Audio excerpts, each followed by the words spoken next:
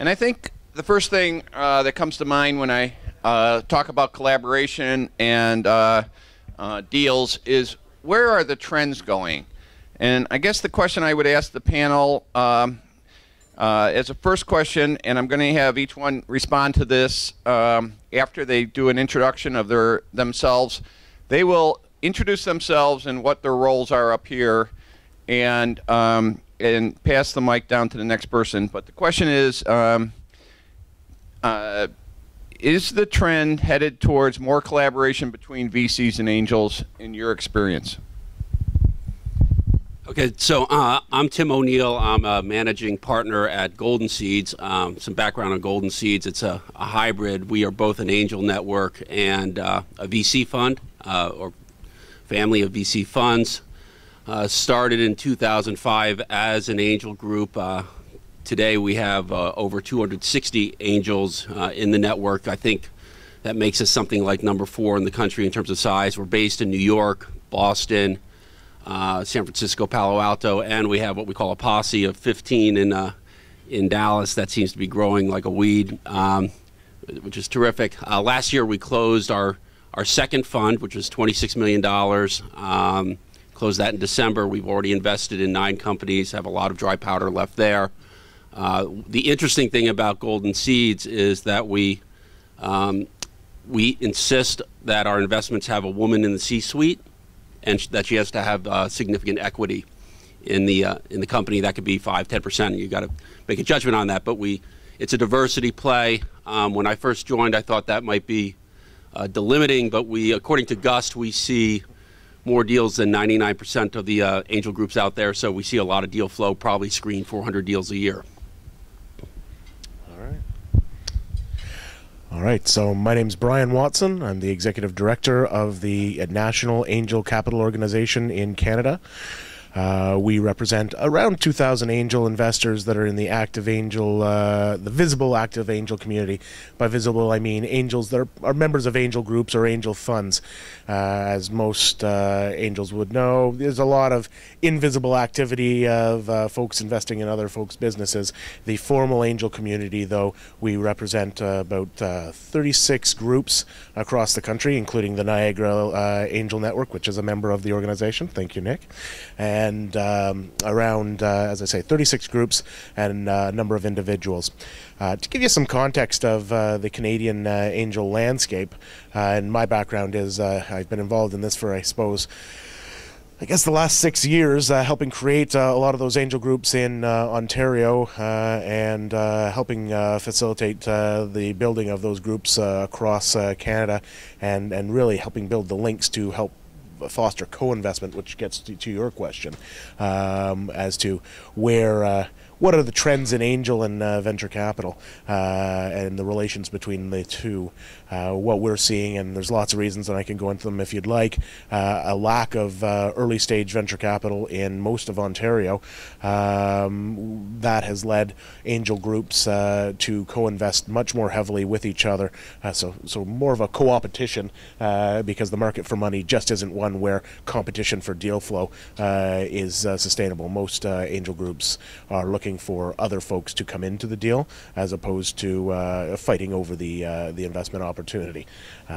We do have some new venture funds that are starting to create, but those those are mostly, I would say, mostly angel-led angel funds, super angel-led, or the sort of $3 to $5 million sort of angel network funds that are just really starting to crop up. So, any other questions? We'll talk in a little bit. Good morning, everyone. My name is Nasir Ali, and I'm the Executive Director of the Seed Capital Fund of Central New York. We're based out of Syracuse, but we invest across the Upstate region, and in the last 4 years or so, we have done 7 deals, invested close to $3 million in them. All the companies have survived the bust and have raised an additional $30 million on top of that. So, you know, we're keeping our fingers crossed. It's interesting to me. I feel the situation in Upstate is similar to what Bryan has described in Canada. because of the scarcity of capital, and there is no alternative but to co-invest with venture capital funds. The venture capital funds themselves tend to be smaller and therefore more flexible in terms of what they can do and what they're willing to do, and more tied to the geography as well. So in 5 of the 7 companies that we're invested in, we have Upstate based VC funds as co-investors, as well as other angel groups. And then we also have co-invested with angels from across the country, from Canada, and VCs that are from outside the state as well. So it's a pretty good experience so far. Good morning. I'm Dan Penberthy. I'm the president of the Upstate Venture Association. Locally here, I'm with Rand Capital. We're an SBIC investor, part of the Small Business Administration's financing program, and I'm on the board of the Western New York Venture Association as well. Just a little background. Since 2002, when we formed our Rand SBIC, we've invested $27 million into 83 separate financing transactions across 30 portfolio companies. We've had about 30 exits, netting about $8 million in realized gains, so it's good to get lucky once in a while. And we still got a good deal of value left in the portfolio. Looking back at our portfolio, I've seen about 2/3 of our deals have had angel investors in them. It is an important criteria. As the panel mentioned, it is because of the limited early stage capital in New York State primarily, and we think that will definitely improve with the new funds that are being allocated by the state to several funds in this room. And then interesting also, at least about a heavy third of our portfolio companies have had individual angel investors directly co-invest with Rand in the transactions. So we do welcome the angel investor to the table with certain caveats with that investment, which we'll talk about a little bit later.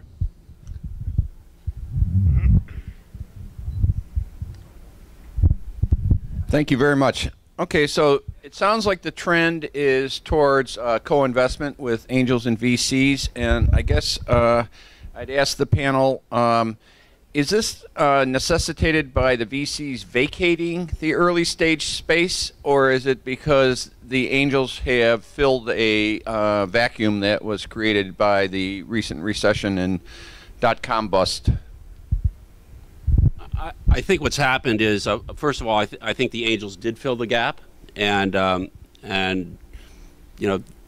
part of what's happened, I think, nationally with and I hate to generalize, but the venture world for the larger funds need to make larger investments, and so the angels have filled that gap of companies looking for $100,000, $200,000, $500,000, and possibly even larger.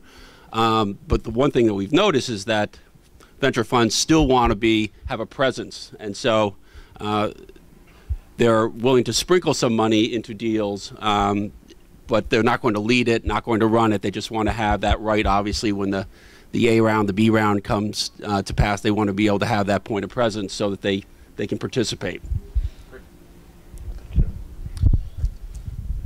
I guess my answer would be both. I think in Canada, around 2008, we had a bit of a perfect storm.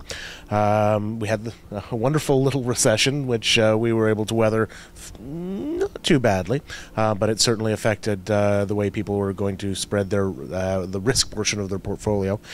We also had some structural changes in terms of tax changes in Ontario. We had what's called the labor-sponsored funds.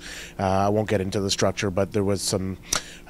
They killed that program, which led to a lot of the earlier stage venture funds closing up shop, which left a void.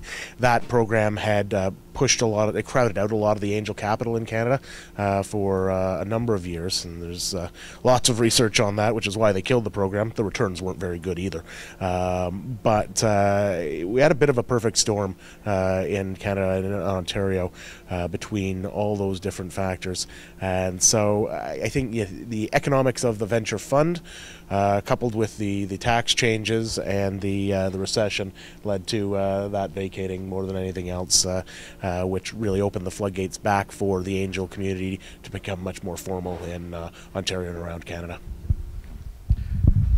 So I think, speaking again for the Upstate region, what I saw in the last 5 years was that confluence of two things. One is that because a lot of the angels were organized as networks, not as funds, several people kind of decided to step back when the market was not doing so well. So that created, actually, in my view, a drop in the amount of capital available at the angel level.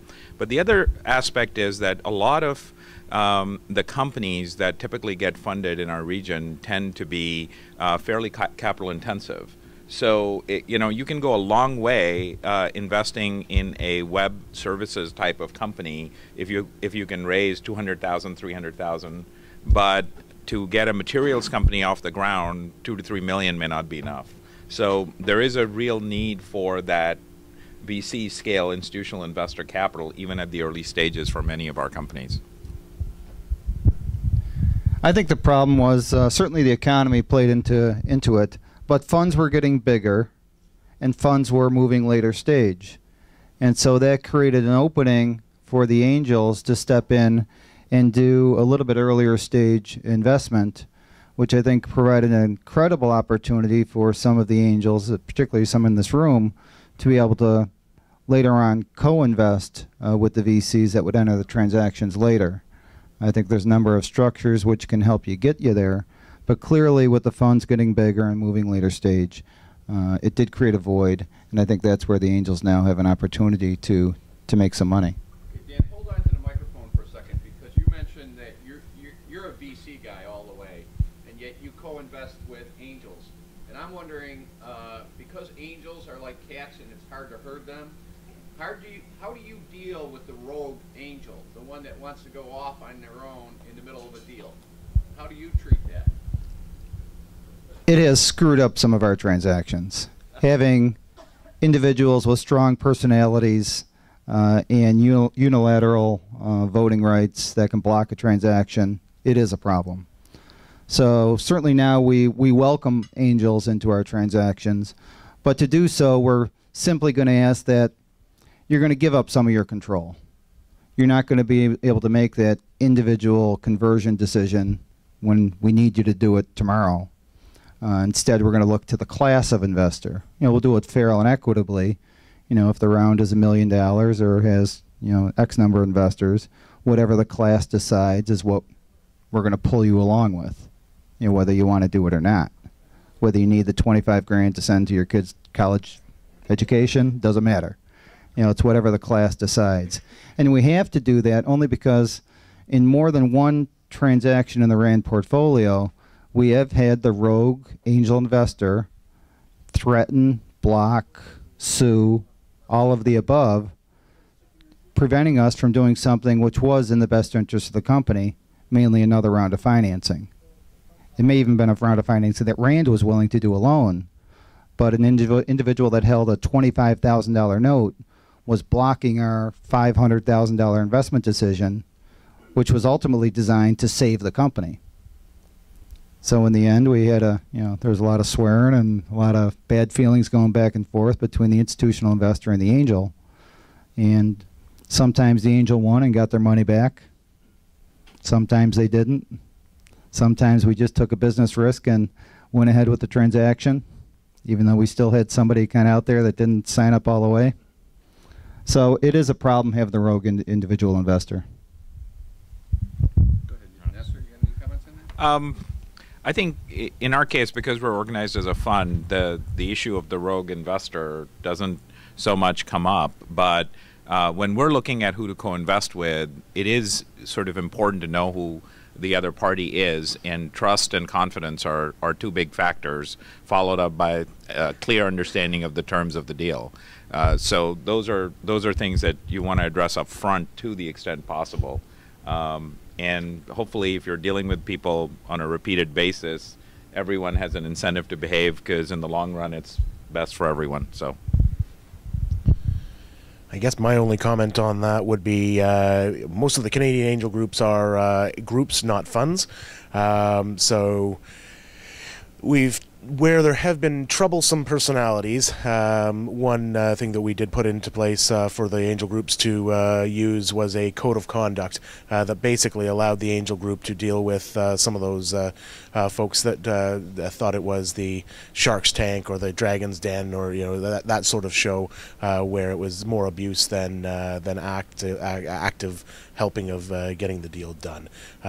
So it's at the front end trying to mitigate the personalities, but that's basically where we had to help out in the angel structure that we've got.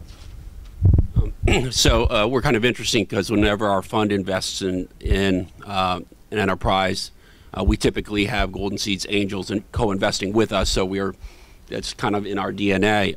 What we've done is, and this you're always going to have the individual dynamic happening, but we just have the individual angels invest through an LLC, so at least you've got some sort of structural fence around the cats that you're trying to herd. Great. Okay, and I just realized everybody introduced themselves. I didn't. My name's David Colligan. I'm a lawyer with one of the sponsors, Watson Bennett, law firm in downtown Buffalo, and I'm also the chair of the Buffalo Angel Group. The Buffalo Angel Group is forming a fund ourselves right now. And we're looking for best practices, and I'm hearing a lot of them coming out of this panel. And I guess I would present to the panel a question. Because exits are what everybody's looking for, who has more patience, angels or VCs? Boy, that's a really good question. And I think it depends on the situation. One of the things we do, we instituted a program last year. It's called Coach to Exit. We require our portfolio companies to participate in the program. We think that exits should be on the agenda of the board meeting for a new investment, starting with the first board meeting. And it might just be, hey, these are the potential strategics I'm going to need to meet over time. This is how I'm mapping out those who might be there for future rounds of financing, whatever it might be. But you got to think about the end game at the beginning. And that's relevant for capital structure and for the way the strategy of the company is executed. So exits are always kind of out there as something that's important. You've got to realize that we have a situation we just went through that the VC perspective might be the same as yours. It could be different. Take the case of a company that you've invested in that had a $5 million pre-money valuation. It grows handsomely. It needs more capital. Let's say they need $15 or $20 million and the valuation is now $100 million. The provider of that capital is going to want to have a 4 or 5 times return, so they're not going to be willing to sell until the next valuation is up at $500 million. Big numbers, but that's the reality of their world. And so your interests might be misaligned, and that's a very difficult thing to kind of to manage around. Thanks. There's a book that was written by a chap named Basil Peters, Early Exits, exits for angels, but not necessarily VCs. And he gets to the point of, to your point directly, Tim. I think there was a perception of angels being patient capital, willing to stay in for the long haul, and not necessarily caring as much about the return as the venture community. There certainly are other incentives for people to invest in the angel community than there might be for the venture community, but I don't know of many people who have really put the returns on the back burner for those other interests. I think in the last, I'd say the last 3-4 years, I guess since 2008, and seeing everything go a little downhill in people's portfolios, there's been a real focus on the exit during the entry into the company. So knowing what the potential path for exit might be. You'll probably be wrong. Like a business plan, it's a work of fiction. But at least you're focusing on trying to set that path and build the network to get access to that path. Certainly I'd recommend Basil's book. It's a good read, and he sets out one of the ways in which you may want to help coach your companies to that exit from an early stage. So exits are the goal, but I don't think patience is the way to get there. I think You have to be actively engaged with the company, and there's studies out there that show that angels who are reinvesting, in multiple rounds in some of their companies actually have poorer outcomes. And so that leads to a corollary, which is that forgiveness may not be such a good virtue either. I think the challenge is always to keep your heart and your mind in balance, because you love the company, but at some point you have to make the business decisions. And if you're constantly not keeping, if you're not constantly keeping that value creation goal, which leads to an exit, in mind, it is very easy to sort of write the check, walk away, and wake up 4 years later and say, "Where's my money?" only to find that you lost it 4 years ago. So. Nasir is pretty good if it takes him 4 years to lose his money, because 4 years to find out. I've lost money, or we've lost money in 60 days, and certainly less than a year. So well done, Nasir. I would tell you that also in terms of being patient, both parties, both the angels and the VCs, have to be patient. We have companies in our portfolio. One was founded in 1993. Now that's a patient investor. Right, there are certainly angels in that transaction. We've been in that transaction. And 93, I think, was still my first job. So you got to be patient. They're on over in Amherst, and still waiting for the next big contract, and still accepting angel funds, by the way. I'll also tell you that in terms of the length of investment, certainly Kionics was one of our success stories. We had Professor Galvin speak last night. He was an outstanding CEO. So we invested in 2002. We will get our final escrow payment this fall. So that's a 10-year horizon. That takes a long time. There's two other companies in our portfolio. Cinecor is one of our portfolio companies, another 2002 vintage year investment. We hope to get out of that investment this August when our shares become freely tradable. Another 10-year cycle. So you have to be patient, and that patience could last 10 years plus. So you're in this for the long haul. You can lose your money fast, and it's going to take a long time to make some. Dan, could you hold on for a second with the microphone? I have a question about investment style when you're co-investing with a VC and an angel fund. Is it easier to do a deal through a convertible note in an early stage company when you're co-investing, or do you think a preferred series of stock is better? We had an investment that we were approached, I think it was in 2003, an oil gas pipeline. Some local angel investors that put the deal together. They came to us for a 30-day note. They just needed some financing. We are now 8 years into that transaction. So it still looks good. They're still flowing oil, but it is a good investment. But that's right. In terms of kind of a structure for how angels, I think, can work best with the VCs, is what we've seen successfully across a couple of our portfolio companies, including one with Nasir here, is through some convertible notes. I think that does give the opportunity for the angel to step up and get involved with a young, promising company, put 25, 50, 100 grand into investment, or maybe through a fund, and then that note will typically have some conversion rights that it converts at a 10, 15, 20% discount into the next round of financing within a 12, 18, 24-month period. I think that's a perfect structure for a young company, and it also gives the opportunity for the angel investors to step up and get involved, and hopefully then find themselves alongside an institutional investor a year plus down the road when a Series A or B round of financing is completed and those notes are converted, and you're all pari passu then with a new round of financing. So we have seen the convertible notes on probably 5 to 10 of our 30 investments.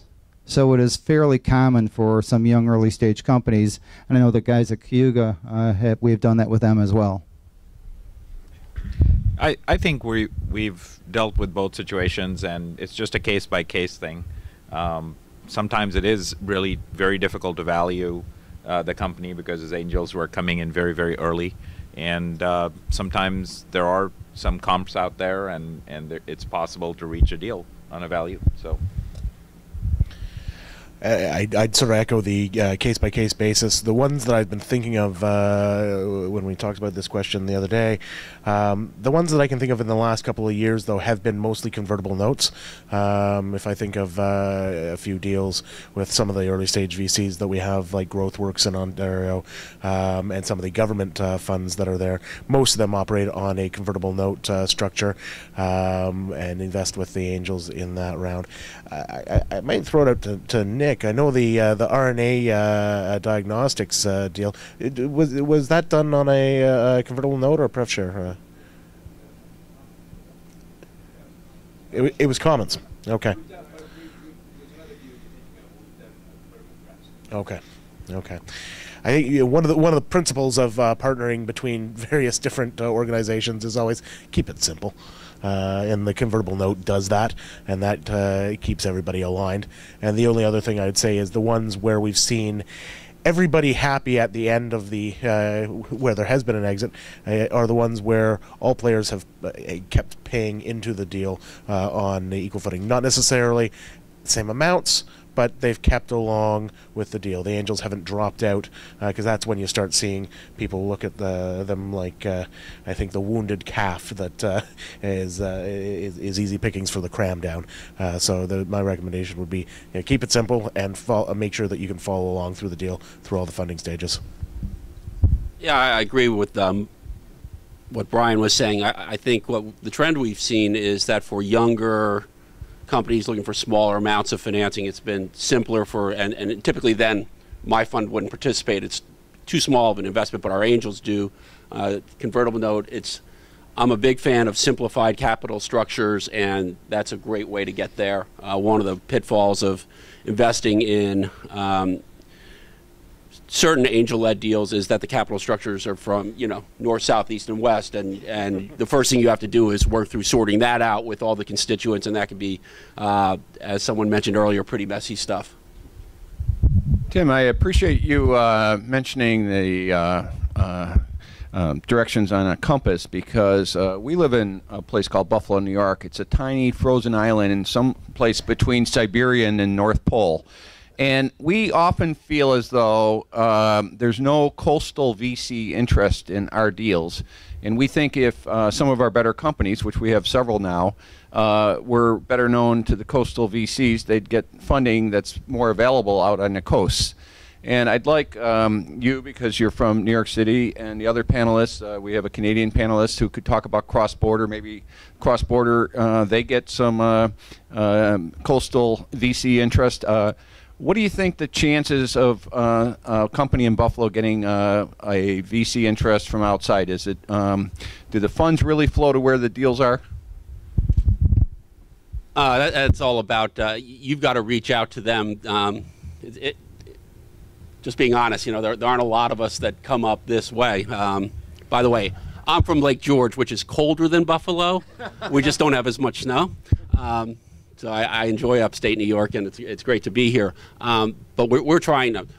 One of the things that we have going for us right now is that New York State has given us $4 million to invest in the Innovate New York Fund, and we were, I think, the only fund to be given statewide range of motion. And so, first of all, I'd encourage anyone who fits our categories to get a hold of us, because we'd love to see those opportunities. If there's a woman in the C-suite, and if she has equity in the enterprise, but we're doing a number of things to try to cultivate that sort of accessibility. We've just started having once a month open office hours where both our angels and our fund partners will be available for anyone to walk in and talk about whatever they're working on, and so that you have access there. Our screening is done through the Golden Seeds, goldenseeds.com. You can apply to your company to one of our screening sessions and get access into that as long as you fit our criteria. So we're available. We just need the outreach to come from the users of capital. About 2 years ago, something called in the Canadian tax code called Section 116 was rewritten. It was basically an administrative barrier to getting your money out of a Canadian company should you invest in it. That's now changed and actually has basically been taken away. So getting returns from a company is much easier, which has really said to the capital markets, the border's open. So we're seeing a lot more capital flow back and forth. For angels and smaller deals, that sort of administrative barrier to exit was costly. It didn't make sense. Now with that removed, it makes the angel deals, the early seed stage deals, much more palatable because you don't necessarily have that cost at the back end eating away at the returns. So it's been a big change. We're still people are still starting to understand the implications of that in terms of the opportunities in Canada, and Ontario and Quebec represent 87% of the active angel community in Canada. So the border that you're on right now is certainly one that you may want to come and join us up north, where it can also be a little bit colder than Buffalo. I'm aware of that. Yeah. My mother's Canadian. So from our perspective, we see it is a joint responsibility between the CEO and the investors to be looking to make connections to sources of capital wherever they might be. And basically the first step in that is understanding whether the CEO who's looking to you for money from your fund is truly understanding what it means to build a world-class business. And if their vision is limited to, well, I'm only coming to you because you're here, that's usually not a good sign. Because you can't really grow a globally competitive business unless you're willing to do whatever it takes and go wherever you need to go to grow that business. So that CEO mindset is very important. Once we have made that investment, then it is up to us, whether we're on the board or not, it doesn't matter, but to understand, where the company is headed and what they need. And, we have 42 people in our group. We also have co-investors who are other VCs and angels and so on. And all of them have pretty powerful networks. And leveraging those networks is a very important part of figuring out how to present these deals to sources of capital that are not necessarily in our own neighborhood. And so making sure who to connect with, but making sure how your own networks get you to those people. But at the end of the day, the CEO is the person who has to sell the company to the investors. So got to make sure that CEO is ready for it. I think if you have the right management team and you have the right business opportunity and the right plan, I think you can attract the large venture funds. Tim Godzik up here approached Rand a couple years ago and said, "Would you like to invest?" I think we said no the first time. Came back 2 or 3 more times, and ultimately we did put together a nice structure with a note with some warrants on it. We were in the deal about 3 or 4 months maybe, and Tim and his team, a successful management team, attracted a very large international fund, Bain Capital I think it was, came in and took us out. Paid off our note. We decided then to co-invest.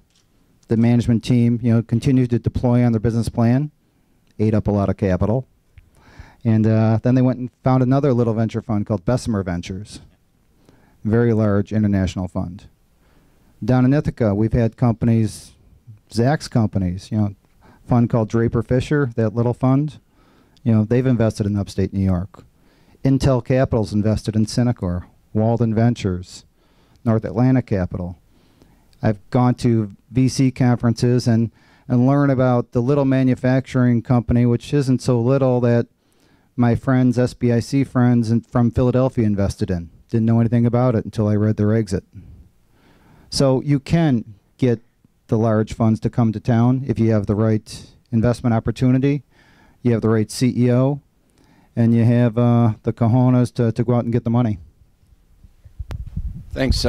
Those were all good answers. I've asked the questions I've had a burning interest in with this expert panel up here, and I know that there's people in the audience that have better questions than I have. So anybody that in the panel that wants to ask the panel a question, or anybody in the audience that wants to ask the panel a question, please raise your hand and I'll bring you the microphone.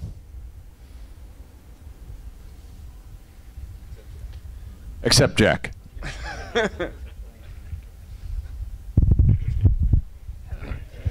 Could you comment? I mean, one of the fears of angels is that if we're in a deal and then the next round goes to the VCs, and let's say it's a convertible note or whatever, we're going to get crammed down, and the discount on the conversion is going to get wiped out and what have you. Can you comment on that, please? I think it's a how do you hold your ground question. Anybody want to take this one? It's dangerous. I go back to the market for money in Ontario right now and in Canada. We haven't had a lot of competition for the deals and follow-on rounds, so it tends to be a fairly collegial, as I say, co-opetition process for the angel and VC and follow-on. I don't think there's some complacency built into that. If the market changes, that could change as well. And basically the best protection is following on in every deal and making sure that you are there and not stepping away from the deal in the later stages, even if it's a lesser amount of money.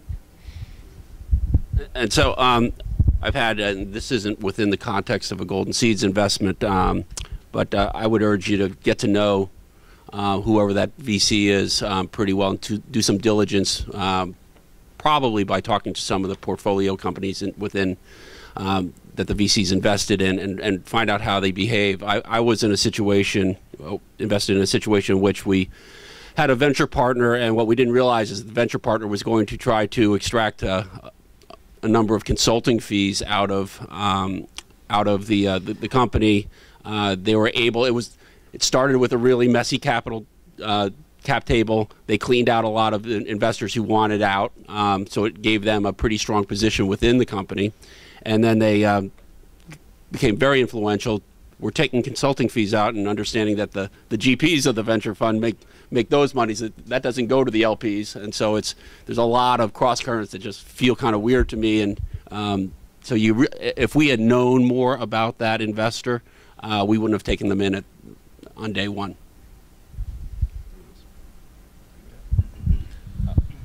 So I think it does boil down to, for us, how do you make sure that you always have some dry powder for the next round? Because if you're not participating, that immediately separates you from the pack.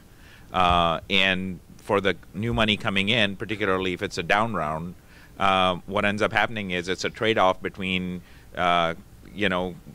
having the management team that you're supposedly investing in and giving the money to have less ownership, or the people who are no longer interested in investing have less ownership. It's an easy trade for the new money coming in. It's also, by continuing to co-invest, you're also making sure that your original investor pool, other VCs, angels that were with you, they still have some clout and they're kind of united in their approach, because typically the existing investors will have to approve whatever the new terms are. And if you're sort of pulling yourself out of that negotiation by saying, I'm out, then basically it's very difficult to protect from that perspective. And in most down round types of cases, you're not going to have much hope of an exit either anytime soon. So you really need the money. There are very few options. The beatings will continue. Only when they're rightfully deserved, of course. So in a challenging situation, of course, there's going to be cram downs. But the secret is to don't go all in the first round. Save some capital for the future. Rand, we max out in now $1.8 million is our total investment that's maximum permitted by the SBA. We'll start into a transaction with $500,000 to $750,000, then try to put $200,000, $300,000, $400,000 into each follow-on round of financing over the next 10 years. And that's how we've been able to kind of weather the storm. And those monies are going in at higher valuations and lower valuations.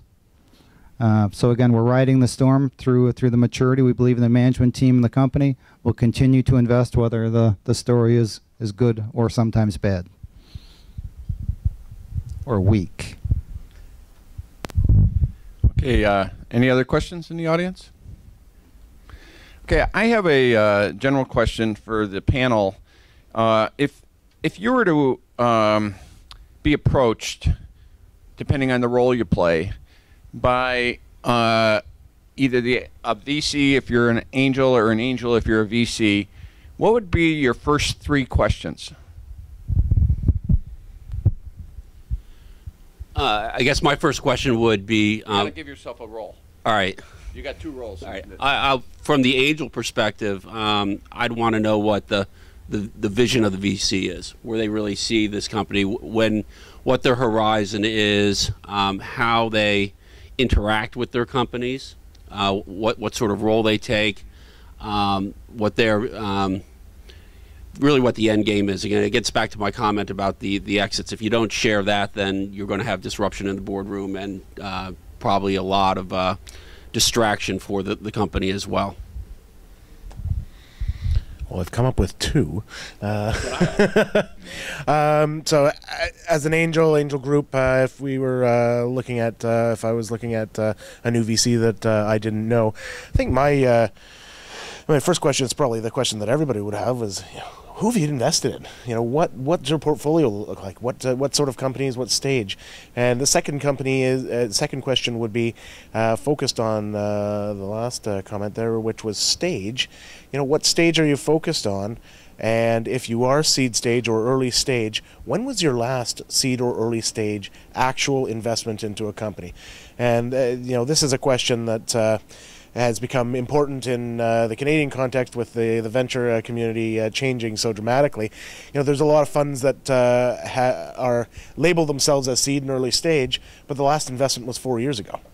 And so knowing where they are actually active, one of our advocates in the VC space basically called all the other seed VCs out and said, you lose your seed VC license if you haven't done a seed VC venture deal in the last 6 months.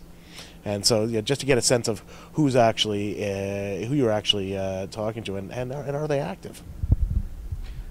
So, as an angel, I would apply many of the same questions that a CEO should be asking if they're entering into negotiations or getting interest from a VC that they are not familiar with and haven't done anything before.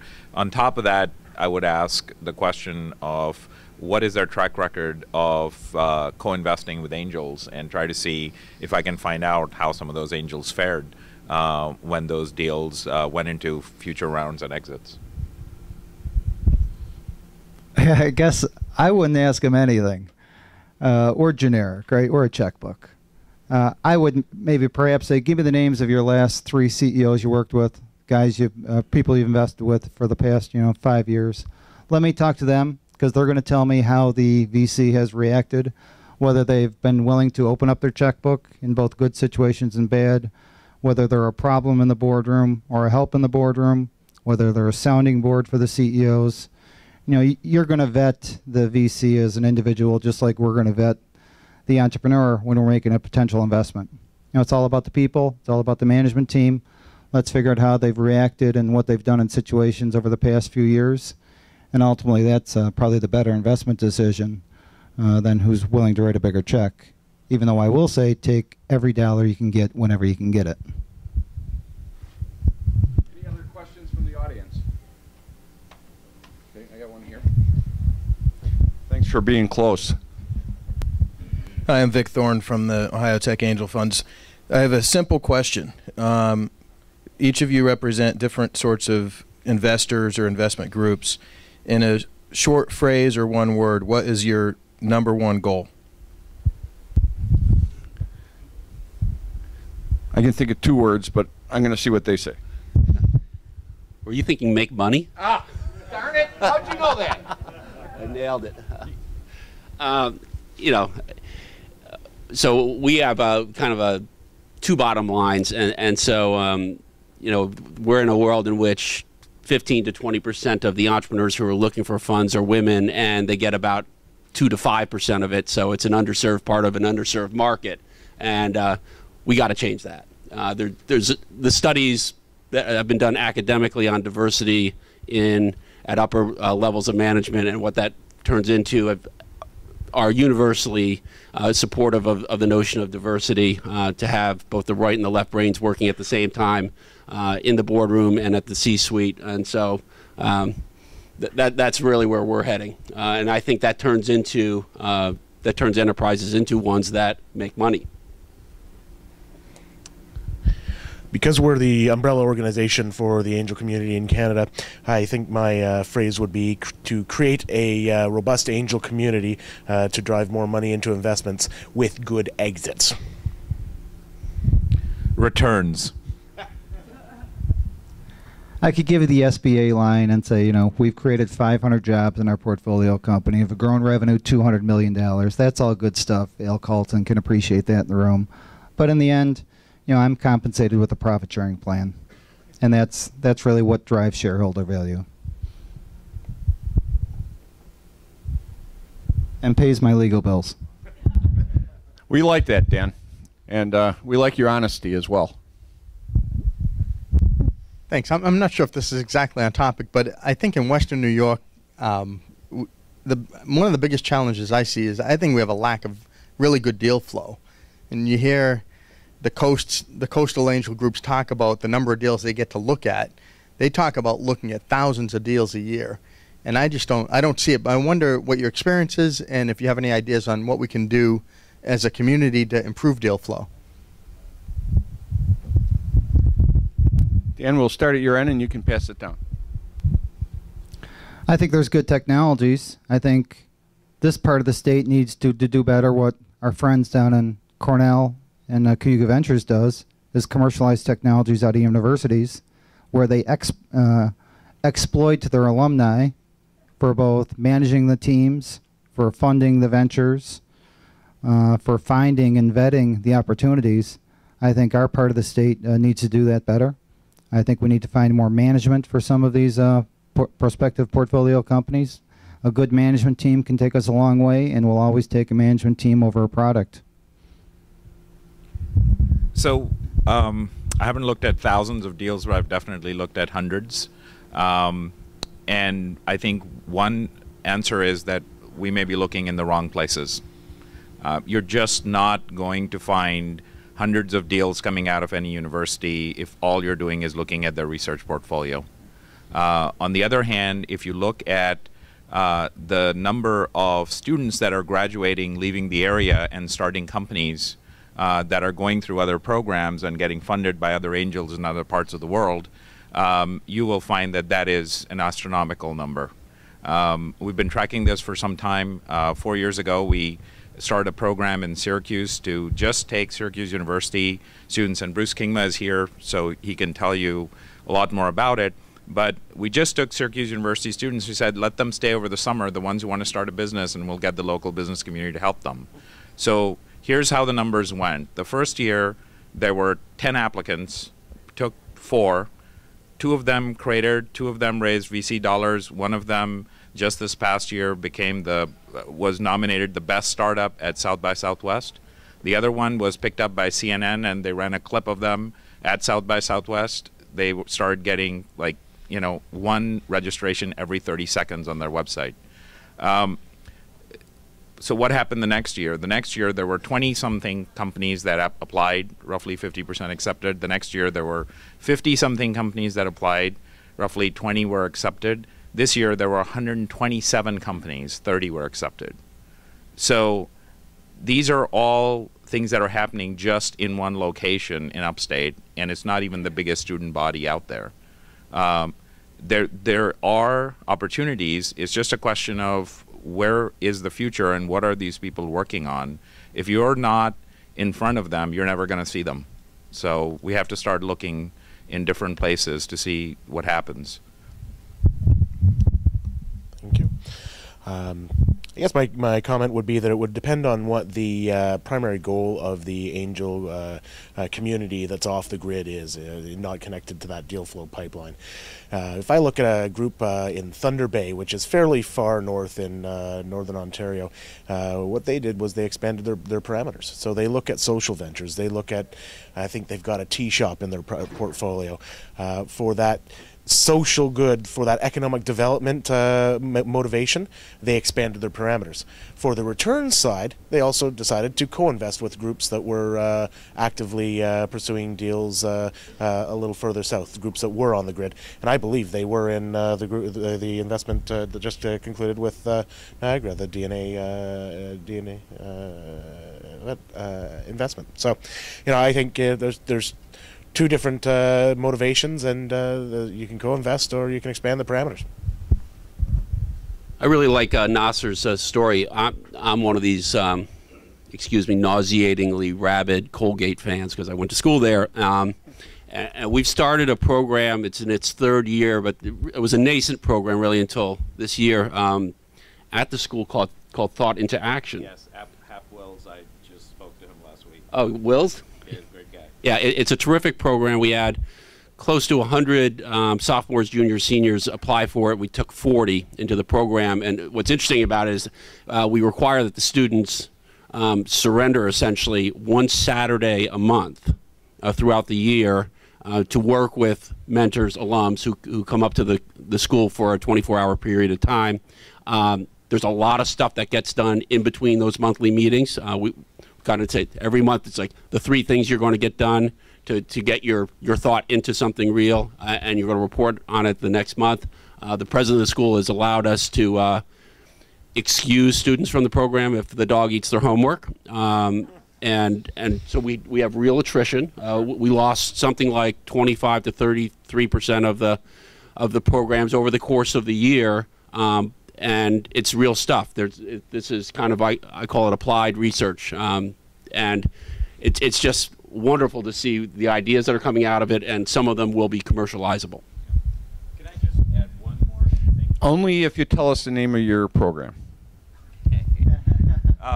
So the program is called the Syracuse Student Sandbox, and if you just go to SyracuseStudentSandbox.com or idea.syr.edu, you'll see more information on it. But the other thing that sort of led to this was that so everyone's heard about these seed accelerators, the mentorship-driven standards of Y Combinator and Techstars and so on. And about, the sandbox was modeled on that without the investment, but on the same mentoring and guidance model.